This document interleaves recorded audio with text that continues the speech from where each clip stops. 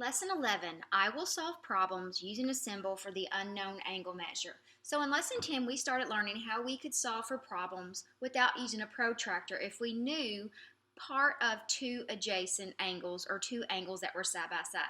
Well, today we're going to continue to expand on that.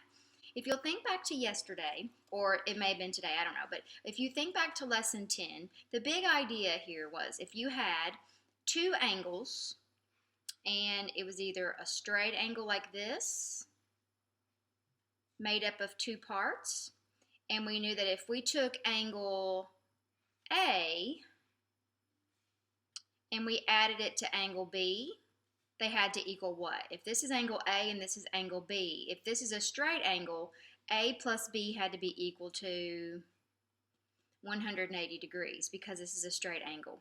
And we did the exact same thing but with a 90-degree angle. And I know that's not perfect, but if I had a 90-degree angle and it was divided into angle C and angle D, I know that angle C plus angle D equals 90 degrees. So if I know either one of these angles, then I can figure out the other one. Same thing here. If I know angle A, then I can figure out angle B. Or if I know angle B, I know angle A. So we're going to continue to expand upon that a little bit. And remember, if this is a little bit confusing to you, that is okay. Hang in there. We'll work through this together. All right, so let's take a look at number 1. So you can see here that number 1 is composed of this tiny acute angle, and then we have this full turn. So all together, this has to be equal to 360 degrees because that's how many degrees are in a full turn.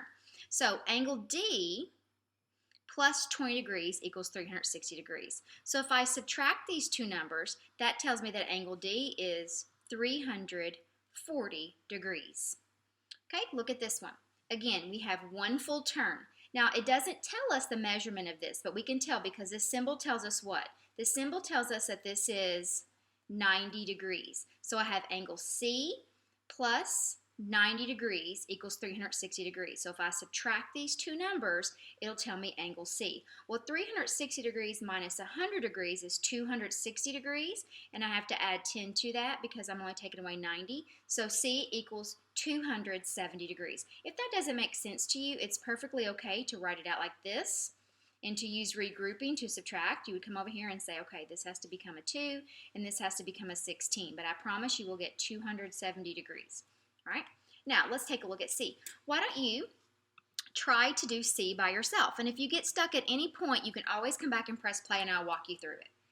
All right, so first of all, you need to notice that all three of these angles represent a full turn. So I've got 74 degrees. This angle is 90 degrees, I can tell by the symbol. And then I've got angle E, and they equal 360 degrees altogether. If you had these in a different order, it would still be correct. It does not have to be in this order, but 360 does have to be over here all by itself. All right, so now I'm going to add these two together. So I know that 90 and 74 is 164 degrees. So I have to take 164 from 360. Now, I could do this in my head, and here's how I would do that. I would say, well, 360 minus 160 is 200 degrees, but then I still have to take away 4 degrees, so that would give me 196 degrees. Again, you could use regrouping to subtract. That is no problem. You could just come up here and you would say, okay, well, this is going to be a 5 and this is going to be a 10, and then you have to regroup or decompose again and make this a 5, but I promise you will still get 196 degrees. All right, try to do 4 all by yourself. Do as much of it as you can before you have to come back and work through it with me, but please listen to the entire explanation if you do not get it correct. Okay, so again, I have a full turn, so I know that all this together has to be equal to 360 degrees. So I've got F degrees plus 160 degrees, and then I have this right angle, which is 90 degrees. So I've got 160 degrees plus 90 degrees, which is 250 degrees. When I subtract these two, that gives me 110 degrees, and that would be what F would be equal to. All right, write an equation and solve for the unknown angles numerically. O is the intersection of line segment AB and line segment CD. Angle DOA is 160 degrees and angle AOC is 20 degrees. So this is like what we just learned in our math journal. Remember what we learned? We learned that opposite angles are equal. So if angle AOD is 160 degrees, then what does that tell us about angle X? Well, it tells us that angle X also has to be 160 degrees. And if angle AOC is 20 degrees, that tells us that angle Y also has to be 20 degrees. This is just like what we learned in our math journal. The opposite angles are equal when you have two intersecting lines or line segments. All right, so let's take a look at this one. They only give us one angle here. Now I know that all of these together are going to equal 360 degrees. So let's think for a minute. What is something that you can figure out? Can you figure out I, H, or G all by yourself? It should be really easy to figure out H, because if O is 125 degrees, then H has to be 125 degrees. We know that right off the bat. Now, these two angles together, I'm going to use my highlighter here to show you, but I'm pretty sure you can figure this out by yourself. But if you look, this is a straight angle, even though that's not straight. Yeah, it straightened itself. Good. That is a straight angle. And what did I learn from the last lesson about straight angles? I learned that these two angles together have to be equal to 180 degrees. So what that tells me is 125 degrees plus angle I has to be equal to 180 degrees. So if I want to find the measurement of angle I, all I have to do is subtract these two numbers.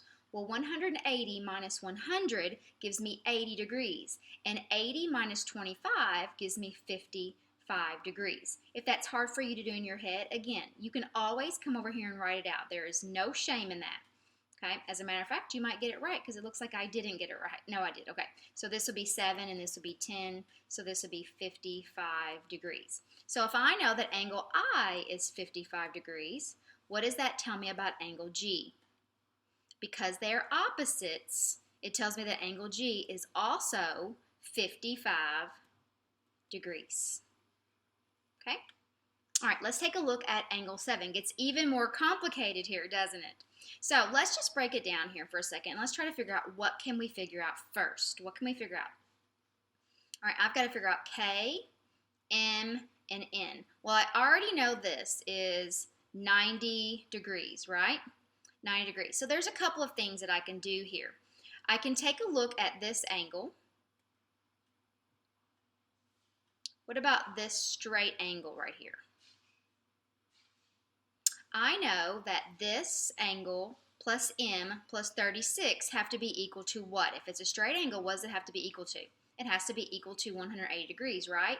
So I've got 90 degrees plus angle M plus 36 degrees equals 180 degrees. So if I take this 90 and I take this 36 and I add them together, that's 126 degrees plus angle M equals 180 degrees. So if I subtract, I should figure out what M is. So 180 minus 100 is going to give me 80.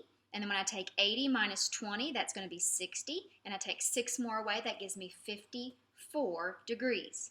Again, you can always come over here and write it out by yourself. So now I have 54 degrees. Stop for just a second and say to yourself, okay, now I know that M is 54 degrees. Take a look at this for a second. Is there a way to figure out K, or is there a way to figure out O? There's a lot of different ways to do this. What would you do?